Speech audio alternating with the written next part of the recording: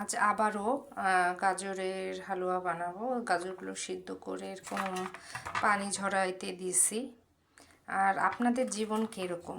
জীবনে আমি মনে করি জীবন এমন একটা জিনিস যেটাকে আপনি যতই গুছাবেন সে ততই অগুছালো হয়ে যাবে। যতই গুছানোর চেষ্টা করবেন না কেন ততই অগুছালো হবে, এবং জীবনকে যতই পারফেক্ট করার চেষ্টা করবেন ততই অপারফেক্ট হয়ে থাকবে। আপনার চিন্তাধারা যেরকমই থাকুক না কেন আপনাকে জীবন সেই হিসাবে চলতে দিবে না। 50% দেবে না, 50% দিবে। আপনাকে প্ল্যান করতে হবে এবং সেভাবেই চলতে হবে।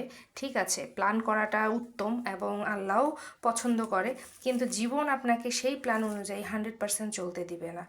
100% আপনাকে জীবনের গতিতেই চলতে হবে। আপনি যেটা চিন্তা করবেন সেটা কখনোই হবে না, আর 50% হবে, 50% হবে না। জীবন এর কি নাম?